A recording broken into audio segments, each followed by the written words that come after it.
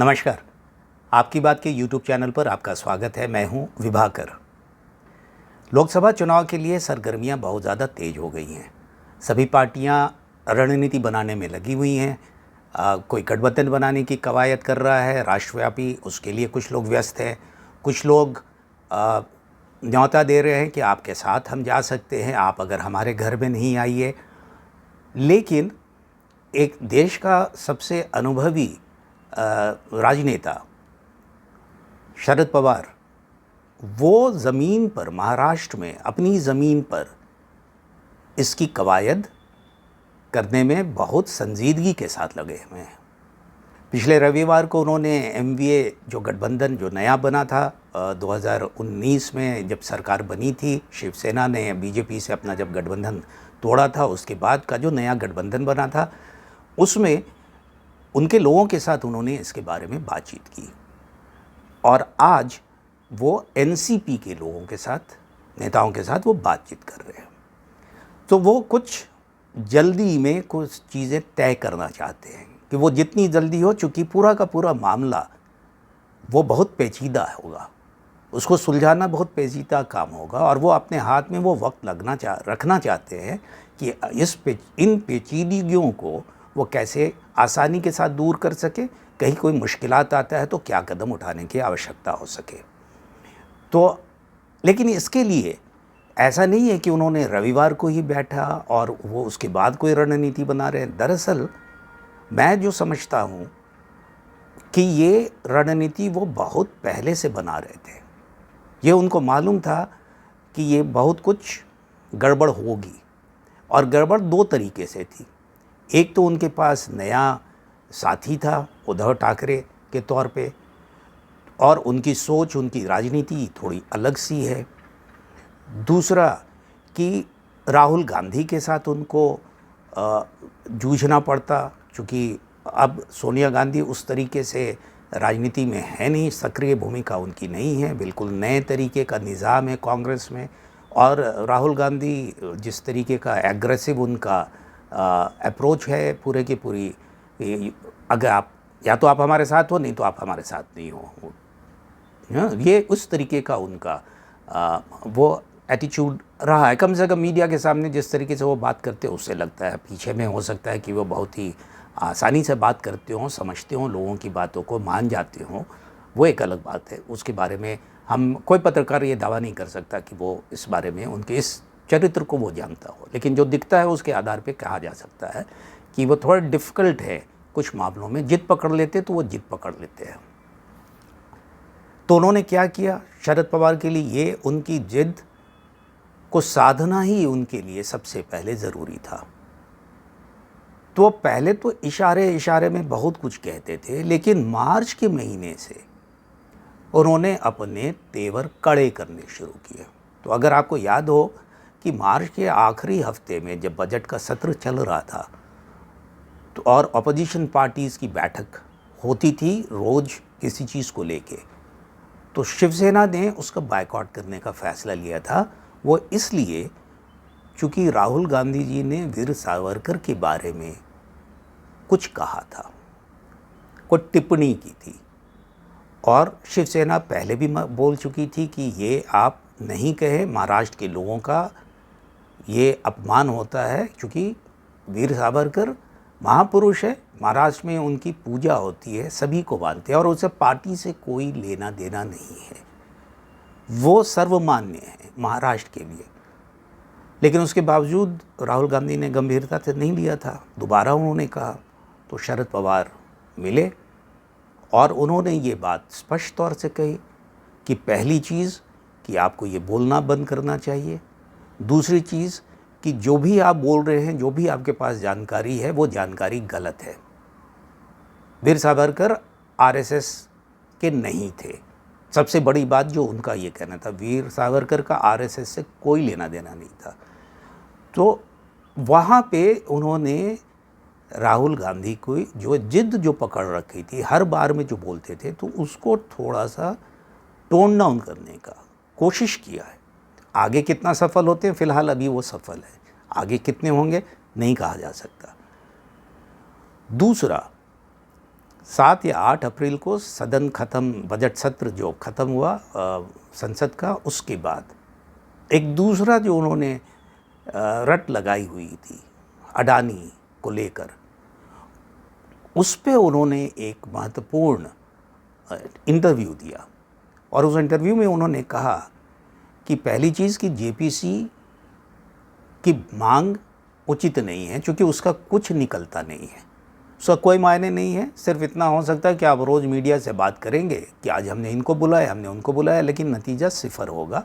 Supreme court में जांच चल रही है।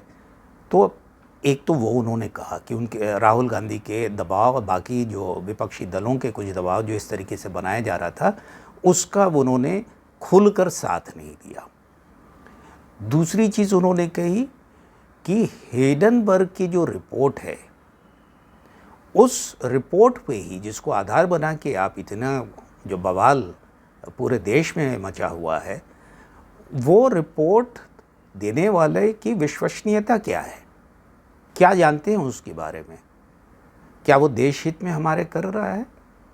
और देश के जो इंडस्ट्रियलिस्ट हैं उनको इस तरीके से निशाने पे लाना ये उचित नहीं है।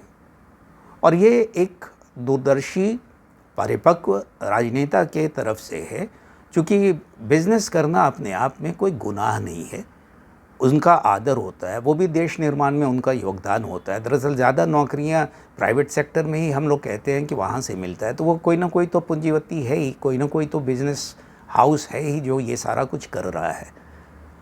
तो ये दो तरीके से वहाँ पे उन्होंने राहुल गांधी के ऊपर में सीधा हमला किया और उनको दरअसल ये इशारा किया कि भाई देखो, आप अभी बहुत ज़्यादा आगे नहीं जाओ, इसका नुकसान हो जाता है। राजनीति थोड़े ठंडे दिमाग से करने की बात होती है।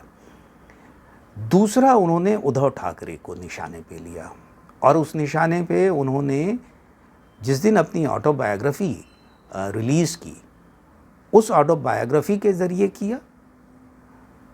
और उस ऑटोबायोग्राफी में उन्होंने दो बातें कही। पहली बात ये कही कि एक गठबंधन का धर्म होता है, उस धर्म को आपने नहीं निभाया। दो मुद्दे को लेके दरअसल है, और वो उसके बारे में उन्होंने एक मीडिया के प्रश्न पे उसके पहले उन्होंने जवाब दिया था। लेकिन यहाँ पे उन्होंने कहा कि आपने इतना बड़ा फैसला लिया इस्तीफ़ा देने का, आप गठबंधन के तरफ से मुख्यमंत्री थे, आपको अगर ये फैसला लेना था तो गठबंधन के लोगों से आपको इसकी राय मशविरा करना था, उनसे पूछ के आपको कुछ भी करना चाहिए था, विश्वास मत के लिए आपको सदन में जाना चाहिए था, लेकिन आपने ऐसा नहीं किया। तो पहली चीज़ वो। दूसरी चीज़, उन्होंने इस बारे से भी अनभिज्ञता उनकी की थी कि जो गठबंधन के जो धर्म से संबंधित था, कि जब प्रकाश अंबेडकर की पार्टी जो वीबीए, वंचित बहुजन अघाड़ी जो है, उसके साथ उन्होंने गठबंधन किया उद्धव ठाकरे गुट ने, शिवसेना के उद्धव ठाकरे गुट ने। तो उन्होंने कहा कि इसके बारे में एमवीए में कोई चर्चा नहीं हुई और एमवीए की तरफ से ये बात नहीं हुई थी। तो वहाँ पे भी उनका इशारा था कि देखिए, अगर साथ चलना है तो राय मशवरे से सबके साथ करने का होगा, अकेला चलो की परंपरा गठबंधन में नहीं होती है। लेकिन उससे बड़ा जो स्टिंगिंग जिसको कहते हैं, डंक मारने वाली बात जो उन्होंने कही कि आपका इस्तीफ़ा देना, दरअसल ये छुपा हुआ संदेश था, वो राजनीतिक सूझबूझ की कमी को दिखाता है कि आप राजनीतिक तौर से अपरिपक्व हैं। तो ये जब मैदान तैयार हो गया तो उसी दिन उन्होंने एक और किया, उन्होंने अपने इस्तीफे का ऐलान कर दिया। अब आम लोगों को तो ये लगा, सभी राजनीतिक विश्लेषक भी यही समझते थे, राजनीतिक धड़े में यही चर्चा हो रही थी कि उन्होंने तो दरअसल बीजेपी को झटका दिया, क्योंकि अजित पवार उनके भतीजे जाना चाह रहे थे और अपने इस्तीफे से उनके कदम अब रुक जाएंगे, उनको ने दबाव से इस्तीफ़ा ले लिया। हो सकता है कि ये बात सही हो, लेकिन ये दूसरा ये भी सही है कि जैसे उन्होंने इस्तीफे की पेशकश की, वैसे ही देश के दूसरे उनके जो विपक्षी दल के जो नेता हैं, उन सबों ने उनको फ़ोन करना शुरू किया और उनसे आग्रह किया कि आप इस्तीफ़ा वापस लें, क्योंकि चुनाव आ रहा है, अगर आप नहीं रहेंगे तो हमारा क्या होगा, विपक्षी एकता का क्या होगा, महाराष्ट्र में क्या होगा, दूसरा बड़ा राज्य है, 48 सीटें आती हैं, बाकी और फ़ोन करते तो करते, स्टालिन साहब ने किया और भी कई लोगों ने बात की, लेकिन राहुल गांधी ने भी फ़ोन किया तो उन्होंने अपना इस्तीफ़ा वापस लिया। और इस्तीफ़ा वापस लिया, कर्नाटक का नतीजा आया। कर्नाटक के नतीजे आने के साथ वो पूरे फ्रंट फुट पे आके बैटिंग कर रहे हैं, ग्राउंड तैयार कर लिया है कि अब कौन कितनी सीटों पे लड़ेगा ये तय करना है। बड़े नेता हैं, सीनियर हैं, आप सबों ने उनको अपनी सदारत दे रखी है कि वही आगे करें तो वही रास्ता बताएंगे। 25 सीटें पिछले वाले कांग्रेस लड़ी थी, जीती 1 थी, तो वो तो उतनी 25 तो मिल नहीं सकती। 19 पे खुद एनसीपी लड़ी थी तो उसको भी अपने कुछ सीटें कटनी होंगी। शिवसेना 23 सीटें पे लड़ी थी और 18 जीती थी। दावे तो सब करेंगे, तो उन दावों में एक सामंजस्य बैठाने के लिए उनकी कोशिश होगी। सबसे पहली कोशिश होगी एनसीपी को कोई बड़ा नुकसान नहीं हो। दूसरी होगी कि गठबंधन में किसी तरीके का दुराव नहीं हो। सब मिल के जो कुछ भी होगा कर लेंगे। अब ये कितना हो पाता है, सक्षम हो पाते हैं, सफल हो पाते हैं इन चीज़ों को करने के लिए, ये तो वक्त बता देगा। लेकिन महाराष्ट्र पे गठबंधन करना उतना आसान नहीं है और गठबंधन हो जाने के बाद भी किसी भी दल के लिए ये दावा करना कि वो जीतना सुनिश्चित हो जाता है गठबंधन करने से, ये भी उचित नहीं होगा। तो इस अंक में इतना ही, आपसे लूँगा विदा। आपसे आग्रह है कि आपकी बात के इस YouTube चैनल को ज़रूर सब्सक्राइब करें, लाइक करें और शेयर करें। नमस्कार।